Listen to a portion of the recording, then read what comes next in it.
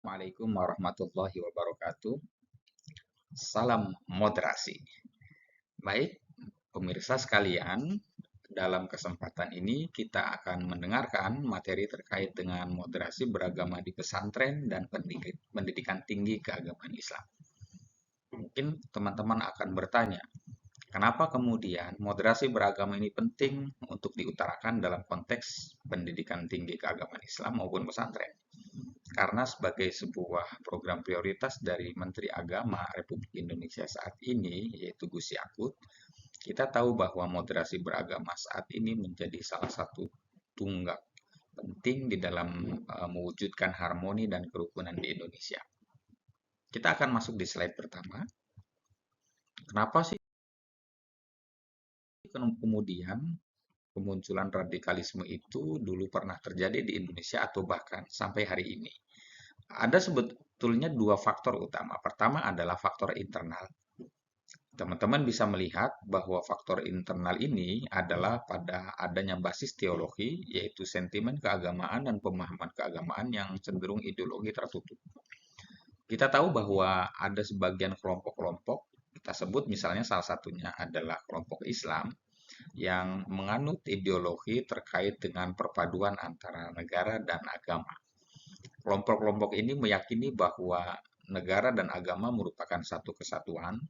Karena itu, semua hal yang terkait dengan sistem ketatanegaraan mereka yakini sebagai sesuatu yang memang secara dogmatis dan doktrinal ada di dalam ajaran Al-Quran dan hadis.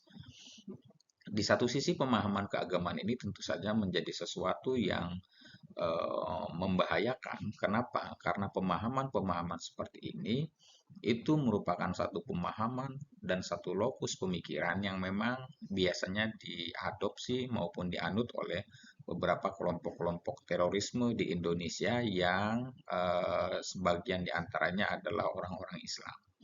Mereka meyakini bahwa karena Islam mengatur seluruh aspek kehidupan, salah satunya adalah sistem ketatanegaraan, mereka meyakini bahwa ajaran Islam itu bahkan diantaranya adalah memiliki pemahaman terkait dengan pentingnya mendirikan satu negara yang berbasis pada Islam sebagai sebuah agama. Ini menjadi akar kemunculan radikalisme dalam faktor internal. Tapi tentu saja tidak hanya dalam konteks faktor internal yang muncul sebagai penyebab akar kemunculan radikalisme. Beberapa penelitian maupun riset menyatakan ada beberapa faktor eksternal selain dari basis ideologi yang tertutup, sentimen keagamaan, yaitu yang bermuara setidaknya pada tiga hal.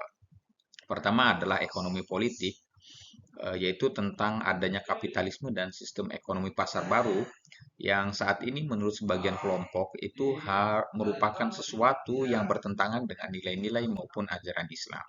Karena itulah ada semangat dari sentimen keagamaan yang tadi, ada semangat untuk meruntuhkan sistem kapitalisme baru yang saat ini kemudian merajalela di hampir seluruh sistem perekonomian di dunia, yang kemudian tentu saja mereka menganggap bahwa faktor eksternal ini juga merupakan sesuatu yang harus diubah. Yang kedua adalah faktor budaya. Perlawanan terhadap budaya barat seringkali menjadi satu wacana yang dimunculkan oleh beberapa kelompok. Karena itu misalnya budaya barat dianggap sebagai budaya yang antitesis terhadap nilai-nilai keislaman, dan karena itu perlu ada upaya-upaya untuk melakukan diideologisasi terhadap globalisme budaya yang saat ini melanda di seluruh dunia. Bahkan salah satunya adalah Indonesia. Dan ketiga adalah terkait dengan sosial politik dan hukum. Ada anggapan bahwa negara gagal, pemerintah gagal di dalam mengendalikan kesenjangan sosial. Ini merupakan beberapa akar kemunculan radikalisme yang ada di Indonesia. Dalam konteks ini secara khusus adalah kita berbicara terkait dengan Muslim. Berikutnya adalah terkait dengan satu hal yang dulu pernah disampaikan oleh BNPT. Kenapa kok tinggi sekali radikalisme di kampus? Ada satu data yang pernah disampaikan oleh Badan Nasional Penanggulangan Terorisme tahun 2018 yang menyatakan bahwa setidaknya ada alasan kenapa tingkat radikalisme dan juga ekstremisme di perguruan tinggi itu cukup besar. Ada tiga muara utamanya adalah adanya kurangnya pemahaman keagamaan, tentu saja karena perguruan tinggi umum merupakan orang-orang yang lebih banyak didominasi oleh kelompok-kelompok Muslim yang sejatinya mereka tidak berasal dari pondok pesantren. Ketika mereka masuk ke dunia perguruan tinggi, kemudian mereka mengikuti organisasi ekstra kampus atau intra kampus yang berbasis kepada lembaga dakwah, yang kemudian mereka merasa ada sesuatu yang harus diubah, mereka baru mengenal ajaran Islam secara keseluruhan. Karena itulah semangat dakwah mereka yang berapi-api, namun tidak ditunjang dengan literasi keagamaan yang utuh dan juga pembacaan atas parsial terhadap wacana agama dan keagamaan. Inilah yang kemudian memantik mereka ketika tersentuh dengan indoktrinasi terhadap ekstremisme dan radikalisme menjadi mudah tersulut. Yang kedua tentu saja kurangnya wawasan kebangsaan. Ada satu sentimen bahwa beberapa kelompok-kelompok yang sudah menyusup ke perguruan tinggi itu, kemudian mereka bahkan menyerang terkait dengan pemahaman-pemahaman kebangsaan. Mereka menyatakan bahwa Indonesia itu merupakan negara kufur, demokrasi itu adalah sistem kufur, dan seterusnya. Yang ini kemudian ditambah dalam konteks yang ketiga adalah arus informasi media sosial yang demikian masif, sehingga orang yang dengan pemahaman keagamaan yang kurang, tidak memiliki satu sikap kritis terhadap arus informasi yang muncul di media sosial, maka mereka menjadi semakin mudah untuk tersalut atau terjebak ke dalam pemahaman-pemahaman radikalisme dan ekstremisme. Kita tahu kenapa kemudian di pesantren itu tingkat radikalisme di pesantren itu jauh berbeda dengan konteks di perguruan tinggi umum atau perguruan tinggi keagamaan Islam. Wacana tentang radikalisme di pesantren itu sangat kecil sekali.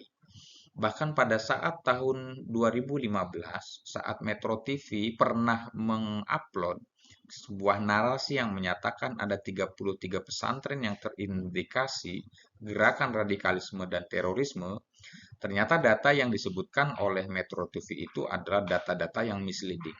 Setelah dilakukan penelusuran, ternyata pesantren yang dimaksud adalah beberapa pesantren yang tidak mengajarkan sistem kitab kuning.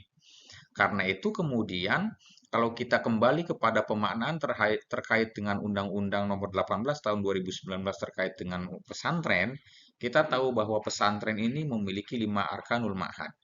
Yang pertama adalah dia dipimpin oleh seorang kiai. Yang kedua, dia ada santri mukim di sana. Yang ketiga adalah ada masjid dan musola sebagai tempat peribadatan. Yang keempat ada asrama yang menjadi tempat tinggal para santri. Dan yang kelima adalah ada pengkajian kitab kuning. Nah, pesantren dalam konteks ini, karena kitab kuning kita merupakan ideologi ahli sunnah wal jamaah, yang menganut faham-faham wasatiyah atau moderatisme di dalam beragama, tentu saja kalangan pesantren yang sudah diindoktrinasi sejak lama terkait dengan pemahaman keagamaan yang moderat, maka sulit kita katakan bahwa ada beberapa pesantren-pesantren di Indonesia, terutama yang berideologi ahlus sunnah wal jamaah, yang kemudian mengajarkan kitab kuning dan cinta tanah air, itu terafiliasi dengan jaringan-jaringan radikalisme dan ekstremisme beragama. Kita tidak pernah menemukan ada satu data di pesantren. Inilah kenapa kemudian beberapa riset yang menyatakan pesantren yang terafiliasi dengan gerakan radikalisme dan ekstremisme, setelah dilakukan riset ternyata adalah pesantren-pesantren yang memang tidak menganut haluan ahlus sunnah wal jamaah. Misalnya ada pesantren-pesantren yang tidak menyelenggarakan kitab kuning, atau pesantren-pesantren yang lebih banyak ternyata didanai oleh organisasi-organisasi atau dari lembaga-lembaga donor internasional. Nah, itu ternyata lembaga-lembaga pendidikan pesantren itulah yang ternyata sedikit banyak mengajarkan terkait dengan hal-hal yang di luar konteks wasatiyah, yang ternyata di satu sisi juga mengkritik terhadap kenegaraan. Pesantren kita tentu saja pesantren Indonesia asli, merupakan pesantren yang begitu menanamkan cinta terhadap tanah air. Karena itu misalnya di dalam beberapa riset disebutkan bahwa pesantren itu atau kaum santri merupakan orang-orang yang juga turut terlibat di dalam kemerdekaan. Karena itu ada sense of belonging yang ditanamkan pesantren kepada seluruh peserta didiknya. Karena itu kita tidak akan menemukan ada pesantren-pesantren salafiyah yang menganut faham Ahlus Sunnah wal Jamaah yang kemudian terlibat di dalam gerakan terorisme maupun radikalisme di Indonesia. Mengapa sih kita perlu menanamkan nilai moderasi beragama? Setidaknya ada kondisi kebangsaan dan keagamaan yang menjadi tantangan kita semua. Yang pertama adalah Indonesia tentu negara yang bermasyarakat religius dan majemuk. Meskipun bukan negara agama, masyarakat dekat dengan kehidupan beragama. Kemudian tantangan berikutnya adalah berkembangnya klaim kebenaran subjektif. Yang ini tentu saja di satu sisi merupakan satu tantangan karena tentu saja kalau kita kembali kepada pemahaman Islam, Islam merupakan satu dogma tunggal namun tafsir atas Islam itu sendiri sangat variatif. Karena itu tidak pernah ada satupun ulama yang kita kenal di dalam sejarah Islam yang kemudian mengklaim hanya pendapatnya yang paling benar. Imam Asy-Syafi'i menyatakan pendapatku benar, tapi mungkin saja pendapat di luar mazhab Syafi'i itu benar juga atau lebih benar dari saya. Ini bentuk kearifan lokal yang belakangan ini menjadi tantangan karena ada sebagian kelompok-kelompok yang merasa diri mereka paling benar begitu. Kemudian di satu sisi juga menyalahkan kelompok-kelompok yang lain.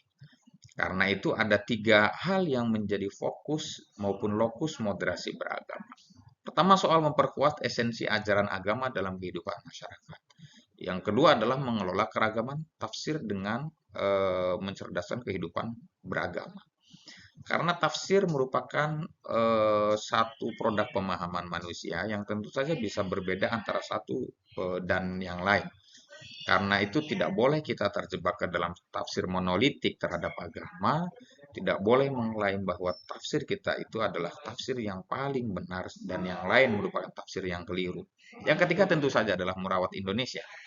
Karena Indonesia ini merupakan satu negara yang sudah disepakati sebagai satu ijma ulama Indonesia, karena itu merawat Indonesia adalah menjadi satu lokus moderasi beragama yang penting untuk dipertahankan. Dan terakhir tentu saja area fokus penguatan moderasi beragama itu adalah pada tiga hal.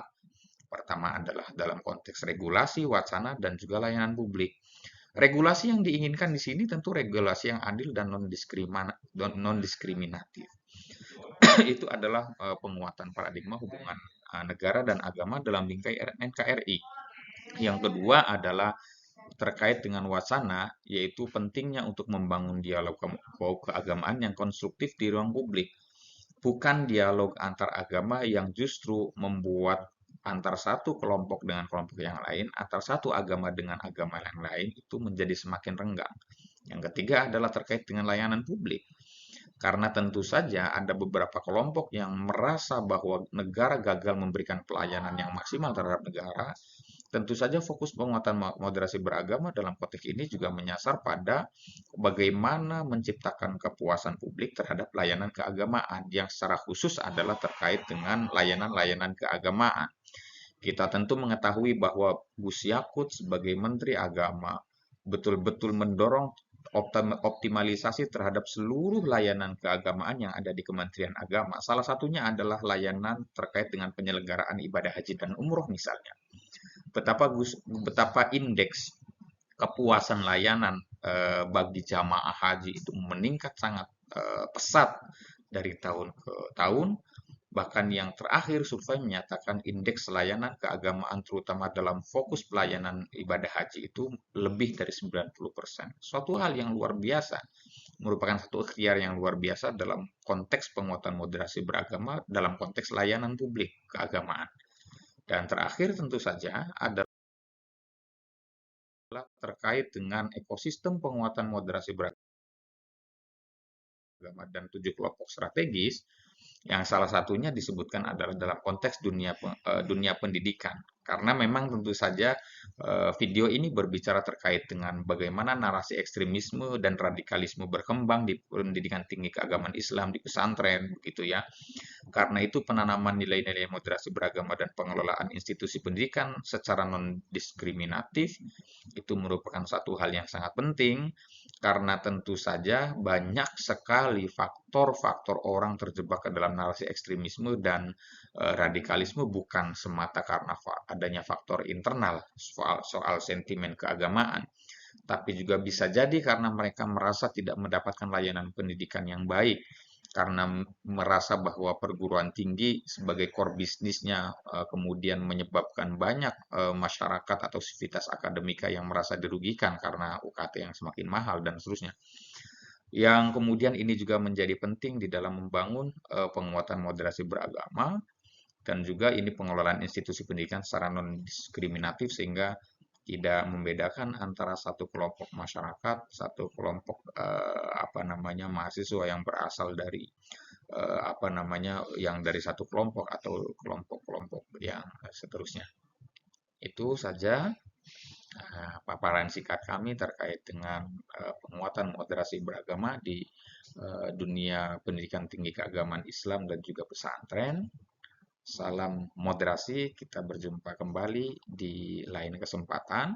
Jika pemirsa ada yang ingin ditanyakan, silakan berkomentar di kolom komentar, like dan share jika Anda menyukai video ini. Kurang lebihnya mohon maaf. Wallahul muwaffiq ila aqwamit thoriq. Wassalamualaikum warahmatullahi wabarakatuh.